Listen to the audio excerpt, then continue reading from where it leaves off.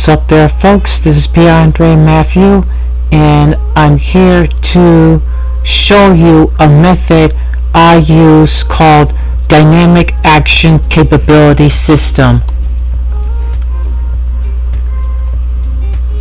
The Dynamic Action Capability System is a system that clearly isn't static. It's a method I use to develop the character's ability to move, attack, dodge, block, or counterattack based on real-time events and conditions. The main focus is on defining what actions the character can perform.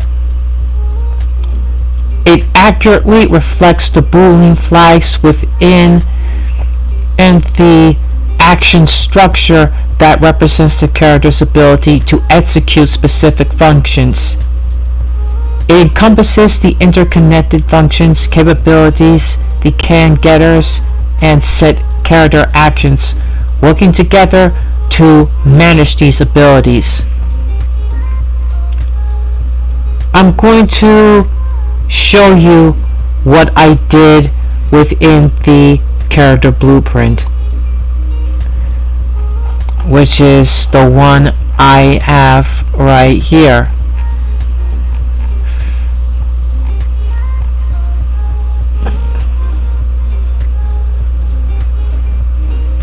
Going to variables, what I have here is the actions instruct structure.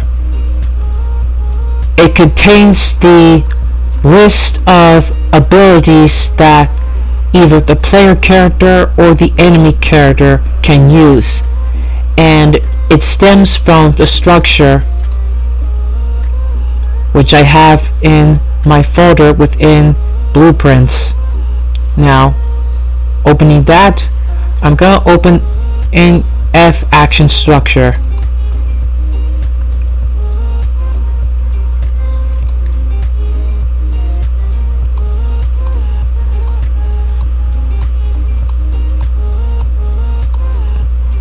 This structure contains a list of Boolean variables, and the reason why I set this up just so to make things easier rather than going inside a character blueprint to manually set up every other Boolean. This one is to move, this one is to jump, this one is for melee attacks, this one is for dodging, this one's for blocking, this one's for range attacks, this one's for enemy step, this one's for burst, and this one is when we pull off a power-up inspired system like the Devil Trigger from the Devil May Cry series. Once I added these Boolean variables, all I have to do is set all of them to true, because I need these things set to true in order to be able to function.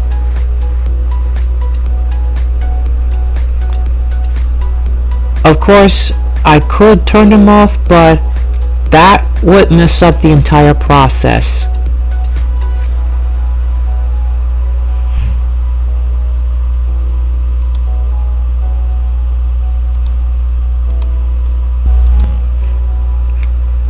Back to the character blueprint.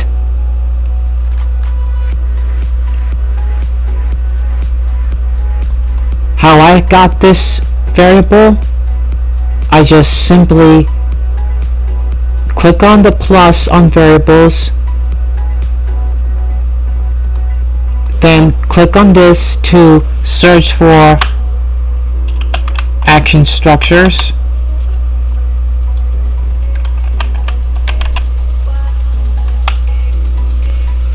and then convert it to the one I'm searching.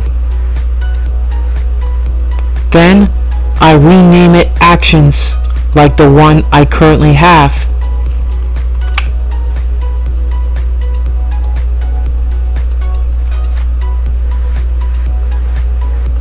Now that I have that, I'm going to go over the get functions I have right here, including this set function here.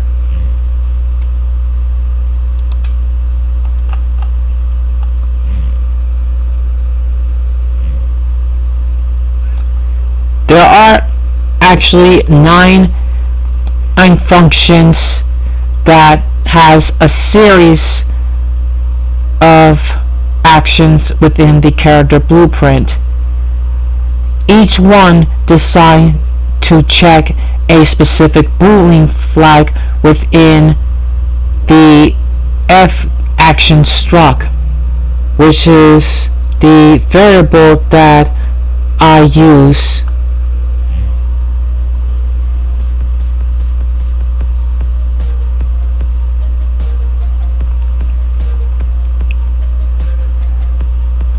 What they have in common is that they all use a function which is a purple custom event node with a name like can jump, move, melee attack, and so on. Each function takes an input variable named actions of the structure type, which is the structure that I use as being populated within the capabilities function, in which I will show you later.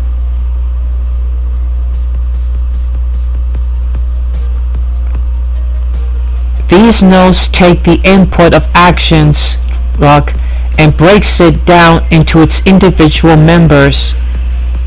The Boolean flags like can jump or can move. Within each of these 9 functions, the output of the break action structure node for the specific Boolean flag relevant to the function's name is directly connected to the return value of the return node. Let's start with can jump.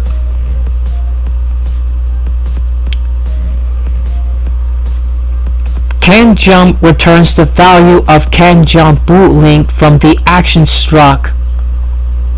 This likely indicates that this function does not modify the state of the character.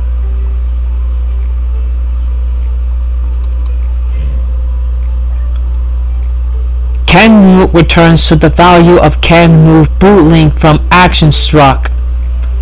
It likely indicates that this function has no side effect, as its output depends solely on the left analog stick.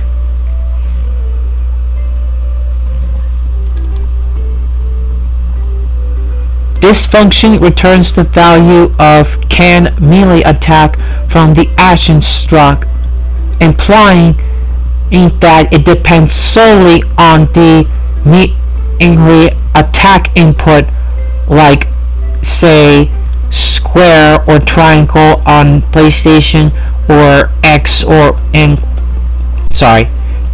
Y on the Xbox, depending on what controller you use.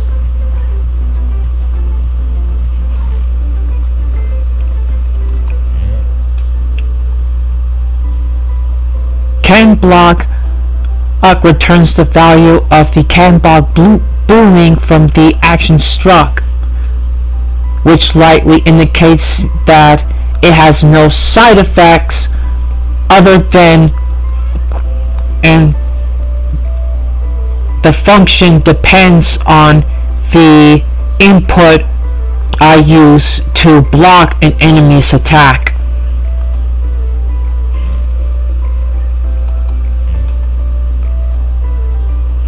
This function can range attack returns the value of the can range attack Boolean from the action struct, which indicates that it solely depends on the button I use to attack enemies at long range.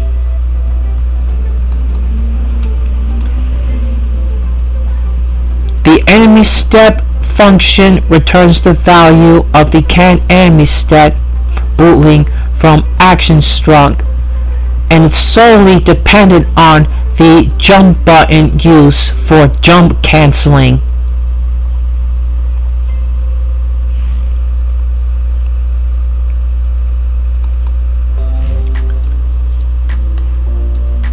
This one returns the value of can burst bootling from the action struck, which indicates that we use the burst ability to, say, cancel the enemy's ongoing assault during the time you're taking that damage from that enemy's specific attack, like in fighting games or character action games.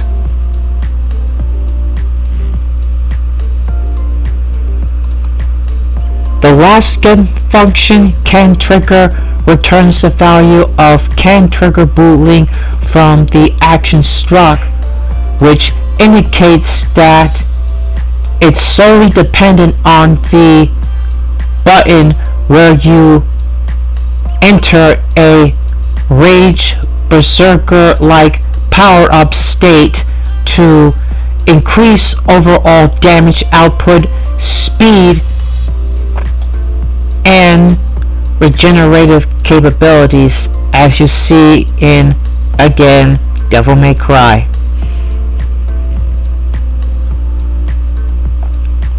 What these functions do is that it gathers individual action capability flags stored within the F action struck. Other parts of the character blueprint logic will call upon these functions to see if the character is currently allowed to perform specific actions like jumping, moving, attacking, dodging, and other crazy stuff.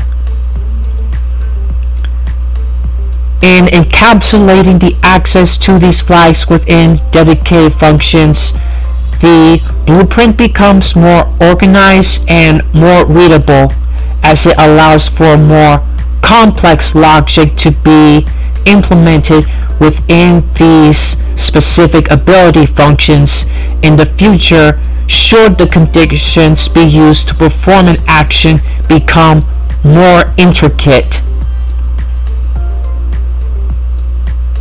To put it bluntly, all these 9 functions serve as a clean, consistent way of querying the character's current action capabilities, which are managed and set by the capability set function.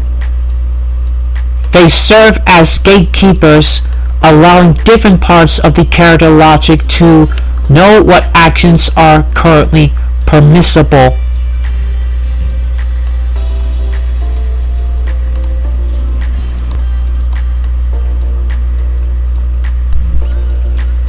This function, set character actions, is a function and that is used to directly set the actions variable of the character. It indicates a variable named actions of type F action structure being passed down onto this function. The function represents a variable within the character blueprint that is also named actions of this type of F action struck. The input actions is being used to set the value of actions variable within the character.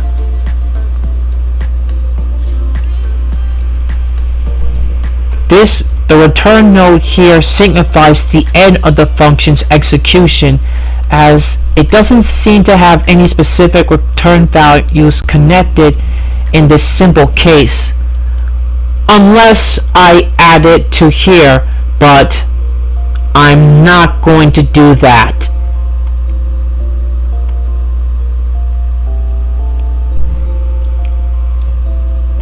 This function takes an action structure as an input that directly assigns its input value to the character's own action variable.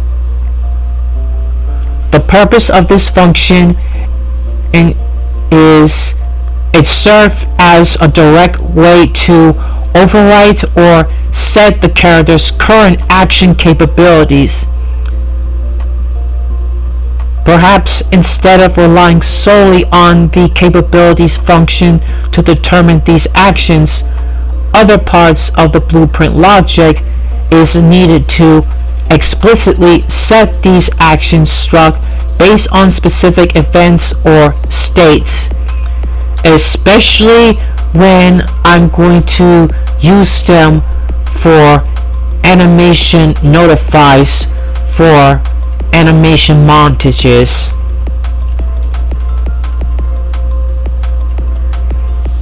If you want an example, I'll give you 3 examples.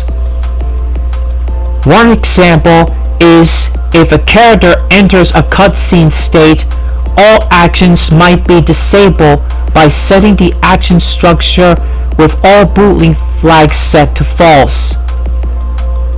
Another example is when a power-up might temporarily grant the character the ability to perform a specific action, which could only be enabled by setting the corresponding flag in the action struct. Third and last example is a bit more complex.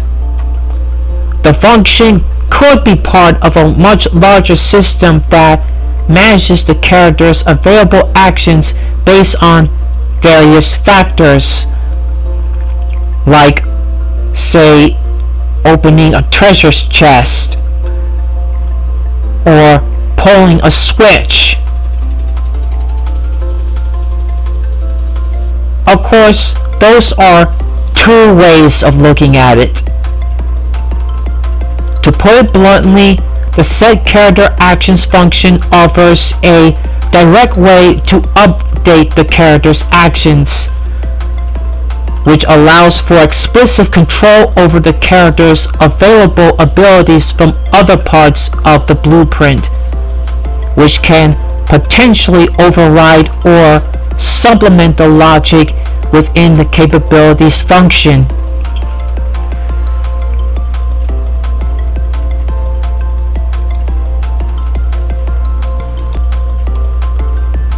Speaking of capabilities, this is the function in which I've been talking about within my previous segments.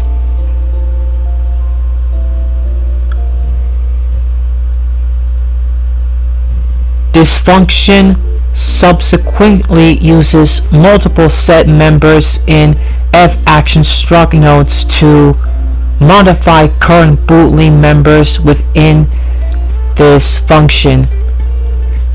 The flow suggests that it determines a set of characters' current abilities based on some input conditions.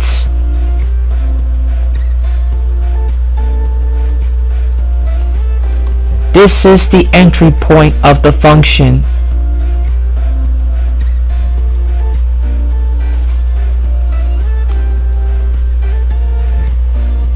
The variable actions of type fActionStruct is being modified, which means that the function receives an existing action struct as an input.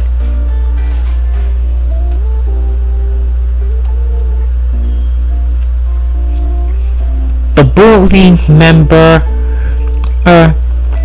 of the action struct is being based on the possibilities, the input of capabilities function. Because possibilities is not connected, it will be default to false. Therefore, canMove is being set to false, which is entirely not true, because the default value for possibility is true. Same with enemy step and trigger and burst.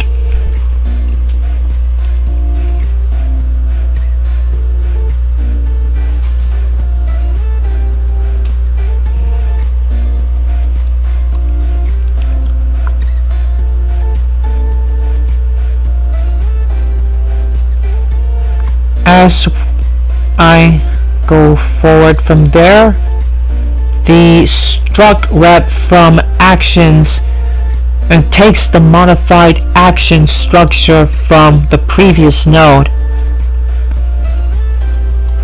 This boolean member is being set on the output of a boolean or operation. One input to the OR is the possibilities input of the capabilities function. The other input is the enemy step, burst, and trigger input, which is true. Therefore, can jump is being set to true.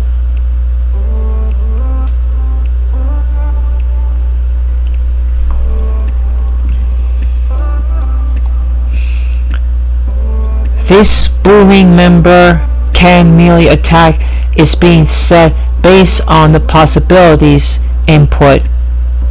Therefore, can melee attack is being set to true.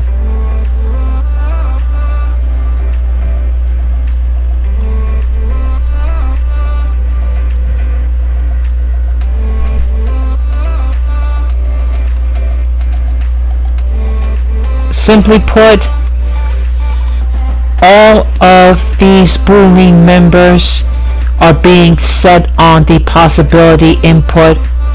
Therefore, they're all being set to true. Well, all of these except can enemy step, can burst, and can trigger. These three boolean functions are set upon the enemy step, burst, and trigger. Therefore, they are all set to true.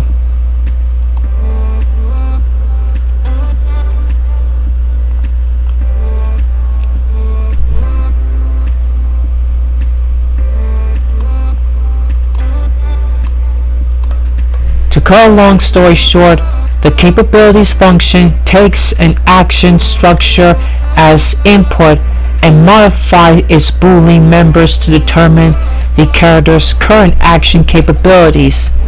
Based on the input's possibilities, the function sets the based on input's possibilities and enemy step, burst, and trigger. The function sets upon the following: can move true, can jump true, can melee attack true, can dodge true, can block true, can range attack true, can enemy step true, can burst true, and can trigger true. This function is called upon to update the character's available abilities in a specific context, such as after landing. The possibilities input likely represents a broader condition. When false, restricts most basic actions. The enemy step and burst and trigger input specifies enable actions related to interacting with enemies, performing burst abilities, and activating rage power boost.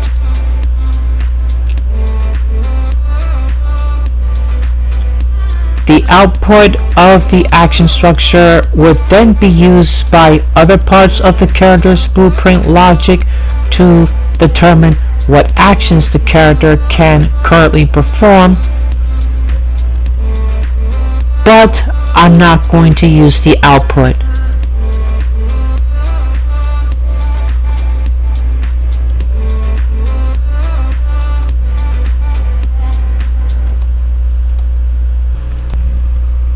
Just to give you an example, I'm going to go to character blueprint,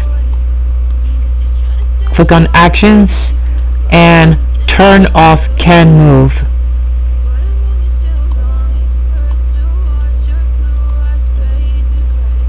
The reason why I am doing this is because if I can click on one of these, this function get run threshold has can move function.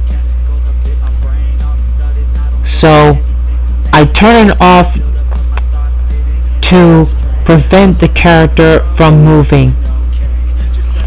And when I play it, the character is not moving, even after flicking the left analog stick for about a few too many times. The character is not moving, it's the camera that's moving.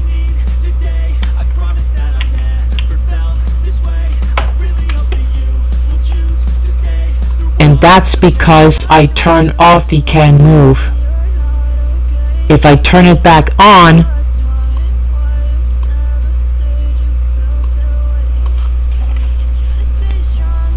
the character moves again.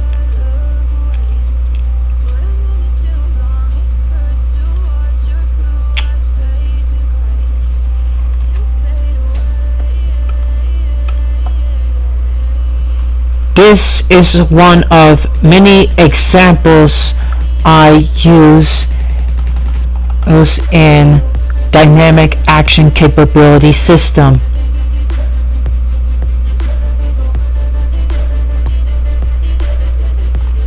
Which means that other functions like the can move, such as jump, attack, or dodge, are usable. So that's all for today's tutorial, and if you enjoyed this video, please like and subscribe to my channel for future tutorials such as this, and keep in mind that what you take and learn from me is yours to do with as you see fit. Peace out and enjoy your day.